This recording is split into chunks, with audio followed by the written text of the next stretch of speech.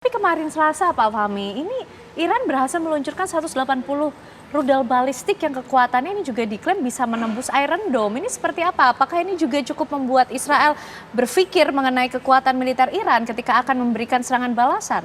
Iya, Iron Dome itu kan memang dirancang terutama untuk serangan jarak dekat ya, sebenarnya roket jarak dekat. Sementara untuk yang menengah itu ada David Sling namanya, terus kemudian kalau di yang jarak jauh itu ada Arrow gitu. Nah, Iron Dome sendiri itu tingkat kemampuan untuk mengcover atau menangkal serangan itu ya sekitar 90% lah maksimal. Efektifnya 80-90%. Sehingga ketika ada rudal yang diluncurkan secara bersamaan, secara simultan gitu ya, dalam jumlah yang cukup besar, ya saya kira kemungkinan untuk ada yang tembus itu juga sangat potensial gitu ya. Apalagi mungkin juga ya Iran pada saat yang bersamaan juga mungkin melakukan juga gangguan terhadap perangkat-perangkat digital di Israel juga mungkin saja terjadi seperti itu. Jadi tidak semata-mata karena kemampuan rudalnya, tapi juga ada gangguan-gangguan lain yang juga membuat itu Iron Dome bisa ditembus. Oke, Pak Yanuardi, pasti mengikuti apa yang tengah terjadi di Timur Tengah akhir-akhir ini, termasuk juga Israel yang terus melancarkan operasi militernya kian intensif justru ke arah Lebanon. Ini apa sebenarnya yang dituju? Kalau saya lihat yang pertama karena Israel ingin mengamankan negaranya ya. Kita lihat misalnya beberapa waktu lalu ketika Netanyahu pidato di PBB, itu kan dia sebut bahwa negaranya itu menghadapi 7 front. 7 front itu termasuk dari Hamas, termasuk dari Iran, termasuk dari Houthi, termasuk juga dari Irak, dari Suriah, termasuk juga dari Hizbullah. Jadi itu 7 front yang menurut saya Netanyahu ingin menyampaikan bahwa dia harus mengamankan itu. Maka pengamanan dia adalah dan dia menyerang Iran, termasuk dia mengamankan di daerah utara itu, Israel Utara. Jadi itu lebih pada pengamanan wilayah daripada serangan-serangan. Dan menurut saya apa yang akan mereka lakukan adalah mereka akan masuk ke serangan darat, tapi juga akan tetap berfokus pada serangan udara. Jadi serangan udara itu kan sekarang sudah sampai pada 2000 titik ya.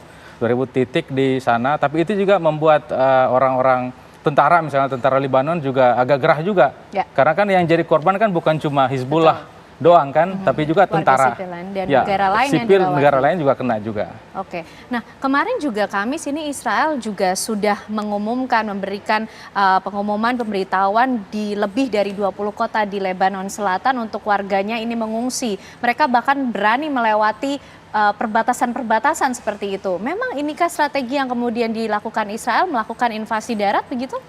Ya, itu lebih karena dia ingin memastikan satu, Israel ingin melumpuhkan kekuatan militer dari Hizbullah. Jadi kalau kita lihat dari strategi perang mereka ini kan sekarang ingin menghancurkan peralatan militer ya. Maka yang diserang adalah militer, instalasi militer. Yang kedua yang mau diserang adalah tokoh-tokoh kunci.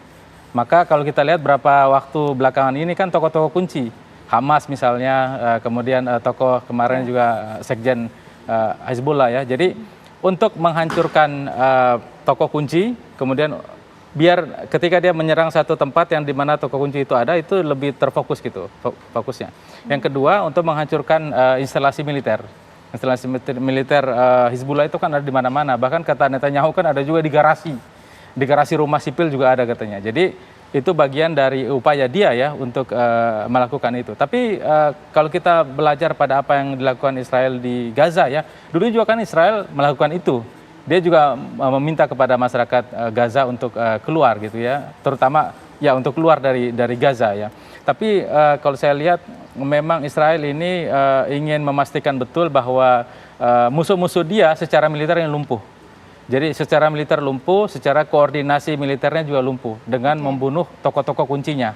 Sekarang kan kalau kita lihat itu setelah Nasrallah meninggal kan dilanjutkan sama Hasim Safiyuddin, bahasa kita Safiyuddin. Hasim Safiyuddin itu kan katanya belakangan juga sudah kena juga. Padahal juga dia berada di tempat yang cukup aman gitu ya. Jadi ini adalah bagian dari upaya Israel untuk melumpuhkan kekuatan militer. Dan bagian dari upaya untuk melumpuhkan kekuatan militer adalah apa yang Israel sebut bahwa kami juga akan menyerang instalasi-instalasi vital yang ada di Iran. Betul. Misalnya kilang minyak, kemudian nuklir. Nah di Iran itu kan ada nuklir persenjataan rahasia yang berada di bawah tanah. Dan itu nggak akan bisa dihancurkan oleh Israel sendirian. Itu pasti Israel akan membawa mitra dia yang strategis untuk bisa menghancurkan itu.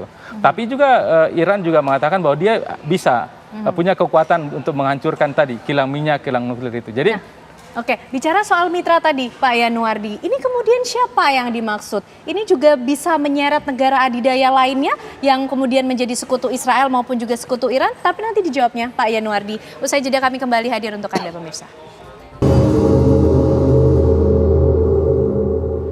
Ya, dunia bahaya Timur Tengah kian panas. Itu tentu yang menjadi perhatian kita saat ini pemirsa. Pak Yanuardi tadi sudah sempat disinggung mengenai mitra di balik Israel dan juga Iran dengan kondisi semacam ini. Siapa saja negara-negara yang kemudian akan terusik dengan kondisi ini?